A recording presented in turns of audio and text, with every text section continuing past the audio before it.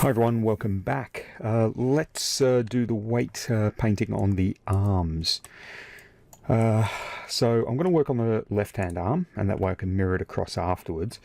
So I'm going to select that, and we're going to check the influences. So I'm going to go back into my paint skin weights tool options, and we'll be able to see which joints are influencing. So it looks like we've got the body joint just there. We've got the collars, we've got all the fingers, collar, and all the fingers. So that's not too bad. So really what we need, is we need the collar. And I'm thinking that we need the collar so that we can, if we take a look at the wireframe, what I want to be able to do perhaps is apply the influence of the collar joint onto the end vertices of the arm. And that's to stop the top end of the arm popping out side the can if we put the arm down to the side. So I want these to kind of stay there so we can add influence from the collar joint onto those, and then this joint here would take influence from the shoulder downwards. So we definitely want the collars. We don't want the body joint, which is this middle one. We've got no need for that at all. Everything else seems to be okay. We also don't really need the fingertips either. We don't need these fingertips because they don't really move anything. Okay, it's really just this this third joint, or the second joint here in the thumb, that does the rotations for those. So we can get rid of all of the tip joints on the fingers as well. And obviously we've got to do the right hand side and the left hand side. So let's turn the tool off. And then let's go in and select those unneeded joints. So I'm going to start off by shift selecting the body joint there in the middle. And then I'm going to go in and grab the fingertips by holding shift and clicking on each of the finger and thumb tips. And that's on both sides. Then I'm going to shift select the arm model. Now that's obviously going to select both arms. We'll go back up to skin, edit influences, remove influence. Okay, so really, I know that the hands are set up okay. It's really just sort of working out the sort of from the shoulder down to the elbow or the forearm. Okay, so let's select the arm model itself, and I'm also going to hold down shift and select the shoulder. The collar joint, and then I'm going to isolate that by clicking isolate select, and that's just going to hide everything else. And then I'll just select the model by itself. I'll press 5 to make that solid, and then we'll turn on the paint weights tool, and we'll take a look at these weights. Okay, so I kind of don't really, I know that the fingers work okay, so I'm not really going to worry about them. So what I'm going to do is I'm going to go to where it says hand, and I'm going to fold the hand up, and I'm going to do that on both sides. So that way it's going to hide the fingers and I don't have as long a list to worry about. Keep in mind as well, you can't really expand this list down and make it longer. You can only see what's in there, so you've got to scroll up and down. Okay, so let's check the collar joint. So I'm going to select the collar joint, and I'm going to zoom in, and basically I don't want anything except for these end polygons just here to be controlled by the collar. If I press 1 on the keyboard, it's going to unsmooth the arm, and I can see that the collar, basically I just want the end sections here. I want these parts to be controlled by the upper arm or the shoulder joint. So what I'm going to do is I'm going to lock everything except for the collar and the shoulder on the left hand side. Now technically I could go down and lock these other ones as well. Now you do have, if you right click, you've got this menu which allows you to kind of do different sort of different locks or unlocks. Sometimes I use these, sometimes it can speed up your process. But yeah, you guys can use those as you see fit. All right, so I'm going to shrink my brush down so it only covers one vertex at a time. I'm going to come up to my collar left, and I want to select replace for my operation and a value of 0, and I'm going to paint out these vertices just here. And what this is going to do is basically add that influence onto the shoulder, because it's the only other joint that's unlocked. And I just need to make sure I rotate it all the way around and go underneath and paint those out. You can see that there's obviously some grey further down near to the elbow, so there's going to be some influence down there that we need to remove. But we can do that in a minute. Alright, so yeah, we do have some influence down here. I'm going to increase the brush size, and that way I can brush over these a little bit more quickly. I only shrink the brush down when I've got vertices right next to one another, and I know that I need to be careful with what I'm brushing on. Once you get into a more open area like this, you can just, you know, sort of do it a lot more roughly, like this. Okay, so that's the collar. That's basically fine as it is, so I'm going to lock the collar off now. I don't want to change that. The shoulder here should have no influence at all on the end. I don't want any influence on these top vertices at all from the shoulder. I'm going to unlock the elbow just here as well, and using replace and a value of 0, I'm going to paint these vertices out with the shoulder joint selected. So what this should be doing is kind of getting rid of the influence here. Now I'm hoping it's not going to add this influence to the elbow, which it might do. If I select the elbow, I can see that there is some influence there, but I'm going to be removing that in a second. Alright, so I've got the shoulder. That's looking pretty good. I don't necessarily need the shoulder coming down to here, so with the shoulder selected, I'm going to paint out this section. I just want the shoulder to come down just a little bit past the elbow, really.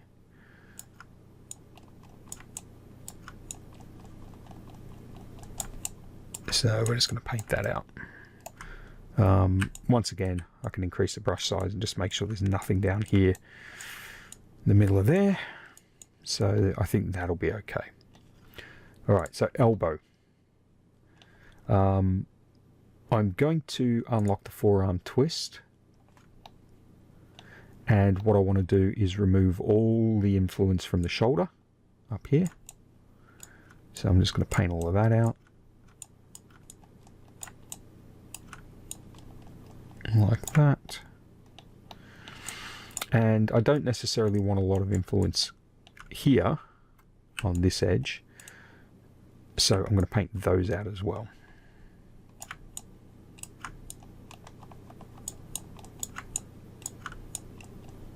Now I might need to go back in and unlock the collar and just double check that it's not keeping any influence on up here. So I'm just going to select the collar. That looks like it's okay. I'm going to go and select the shoulder.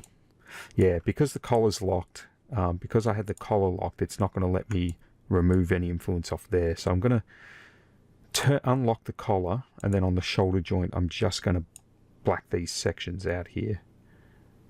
Just remove that influence, and that should be transferring to, oops, to one of the other joints. Technically what I probably could have done was lock the elbow on the forearm before doing this. So if I move down, so that looks pretty good. That's looking pretty good. Okay, so the shoulder, I just need to make sure, because I think I've nudged a bit of the influence off there. So I'm going to lock the collar, unlock the elbow, and then go to the shoulder and just increase the value there. And just paint that back in a bit. Like that. So now I've got the shoulder's good. The elbow looks pretty good. I'm going to lock the shoulder and go back into the forearm. Check that. That's sort of looking okay. What I could do there is maybe increase the value on the shoulder, on the forearm twist along that edge that we added in earlier on. So sort of get that in there. Like that. Normally the elbow, if we didn't have this twist in here, the elbow would kind of go, the elbow influence would go right down to the wrist, but we've got this intermediate one in there. So what we've got now is the elbow, which is sort of taking that bit. Then we've got the forearm in there, and that really should probably take that as well. A little bit. Like that. Now the wrist was locked, so that's probably not made a difference. I'm going to unlock the wrist and switch to the wrist and then back to the forearm. I can check the elbow as well. There's a little bit of influence still there on the elbow, so if I go back into maybe the wrist, so I'll go into the wrist and I'll paint the wrist in white now, and that's basically going to be all of this in here.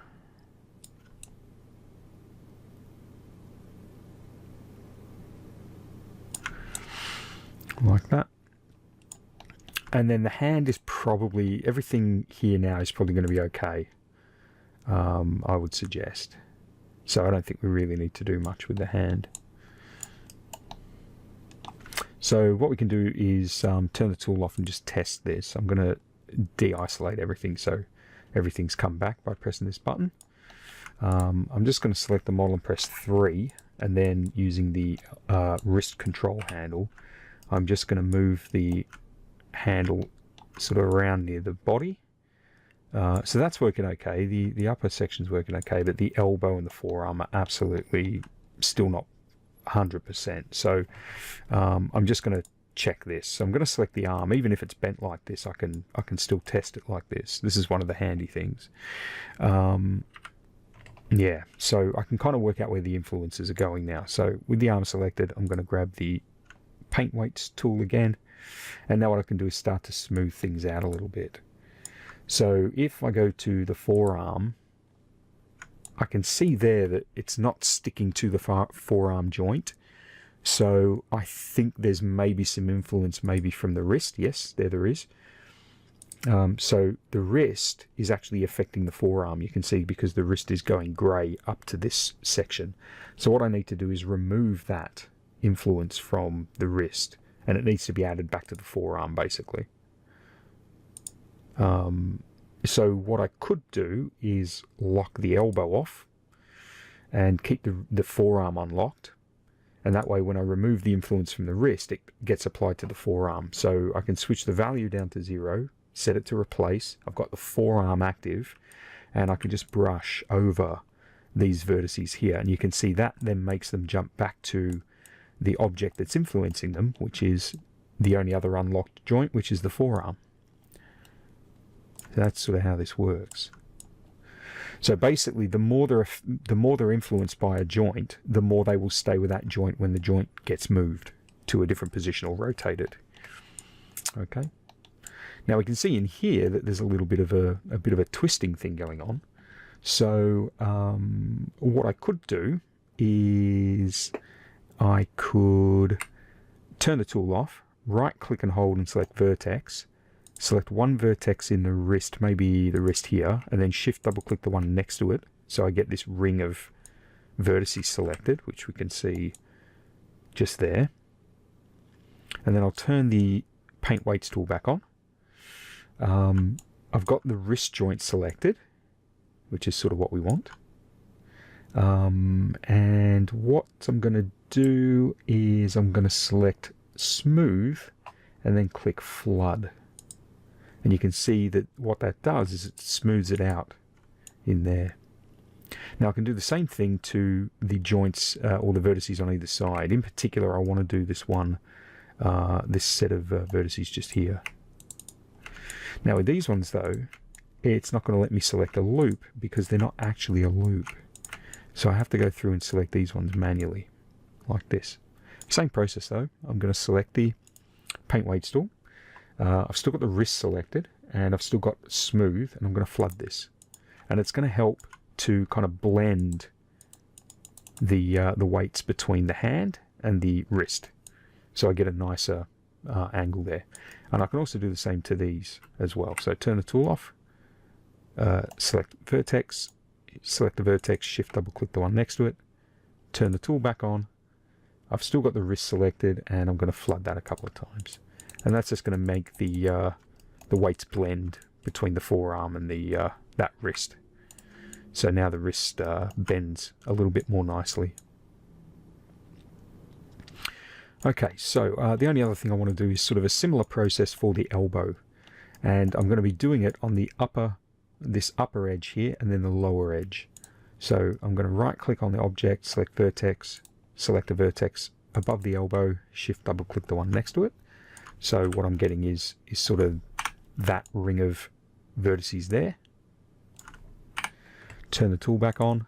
Now this time I'm dealing with the elbow joint here. So what I'm going to do is lock the wrist and go back up to the elbow, and I'm going to unlock the elbow. Now because I'm also between the elbow and the shoulder, I'm going to unlock the shoulder a little bit as well. And I can, for this, I can lock the forearm. For the next one, I'm going to do the bottom part of the elbow, and I'll lock the shoulder for that one and unlock the forearm. Okay, so elbow, we've got smoothing, and I'm going to flood this. Now you can see straight away it jumps. Okay, and that's because there isn't an intermediate joint in here. So when I flood that, it's automatically going to create quite a bit of an influence. Okay, but that's sort of expected. All right, turn the tool off, select the object again, select vertex mode, select the vertex, shift double click the one next to it, switch the paint weights back on. This time we're going to lock the shoulder, and we're going to unlock the forearm, and I'm going to smooth that again. So I'm going to hit flood. Okay, and that's just going to smooth that out a little bit more. Now when I press 3, you can see that that's it's sort of kind of bending okay. It's not perfect, but it's a cartoon character, so it doesn't really matter. And he's got little stick arms, so you're not really going to notice it getting a bit squished. Okay, so we just turn the tool off. I'm going to take a quick look inside the model, and you can see here that this section of the arm is staying with this joint. So fingers crossed, if I take the arm control and I move the arm control down, you can see that the arm doesn't collapse too much because it's still got that part anchored to the collar joint. That's really what that's there for. Technically speaking, we could have done the same thing with the top of the leg to the pelvis joint as well. But that's less noticeable because it's underneath the object. Okay, so that's working pretty well. I've got arm twist. I want to just double check to see if the twisting occurs. So when I rotate this, I'm just going to turn the visibility of my joints off just to hide them because they kind of pop through. So if I rotate that like that, you can see that the arm sort of twists as well. Obviously the elbow is going to twist with it. Bit of a pain. The other way of kind of getting that to work, it might work a little bit better if we actually reparent the elbow control onto the shoulder control. That might be an option as well, but it should work okay as it is. Okay, so I'm going to reposition or reset the position of my control handle by typing in zeros. I'm going to select the model of the arm, and I'm going to mirror the arm weights across. So we're going to go to skin, mirror skin weights. So now the right arm should work as well as the left arm. So we'll do a quick test over here. That looks like it's working quite well. Yep, that's pretty good. So when you're animating, obviously just make sure you're not pushing the arm too far in so that the arm disappears into the can, because obviously that shouldn't happen. But that's one of the things you'd look for as you're animating. Okay, so we have leg controls working, legs are deforming properly, arms are deforming properly. The fingers, I think, should still be working okay.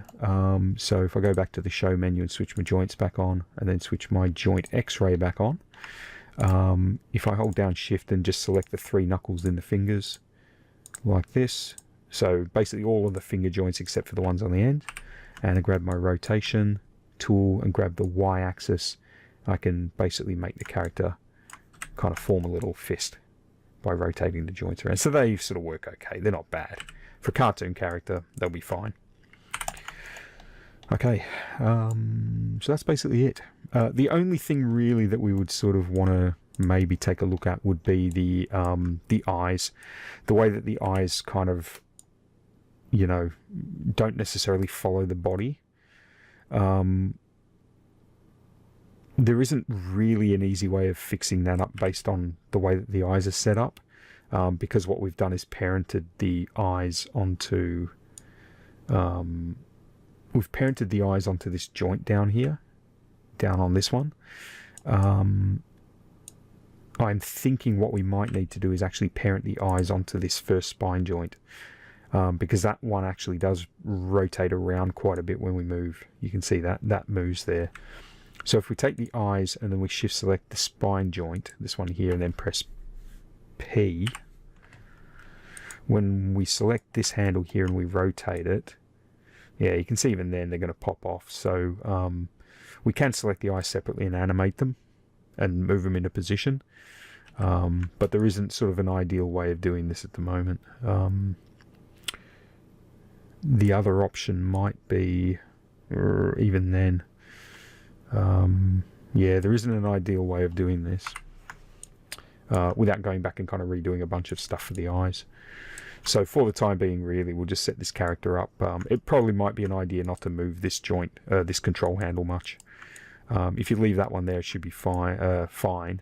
Like if you rotate this one, the eyes will move a little bit, but it's not drastic.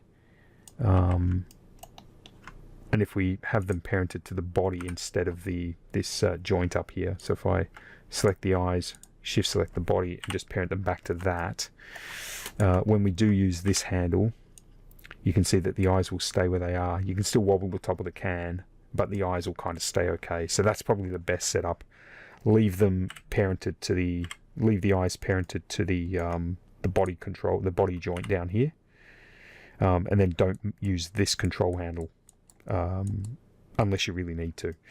And if you do, you'll need to animate the eyes into a new position. Now, one of the things I've noticed that the eye, when it's parented onto that joint, when the eye's parented directly to the joint, they get these random numbers. So what you could do is, if you unparent the eyes, so you select the eyes and go Edit, Unparent. If you then group those, so you hit Command G or go Edit, Group, you can then take the group object and switch on Point Snap, and then hit the D key and drag that group pivot point to the joint, and then turn off Point Snap and turn off the D key.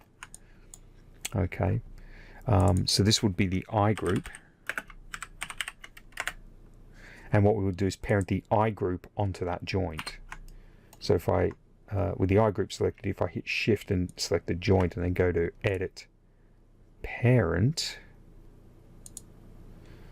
okay, when I select the eyes, they're back to zeros. The group itself that they're in would have the random numbers, but that doesn't matter because we don't animate the group. We just select the eye objects and animate those. And if we need to reset them, then we can just type zeros in. So that would be a way of fixing that. Okay, that's basically our character ready to animate. So at this point, really all you need to do is just test the controls, the different controls for your character, and either do a screen capture of that or create just a little basic test animation moving each of the control handles, and then just do a play blast of that of some kind. So we'll leave this project video here, and I will see you again soon.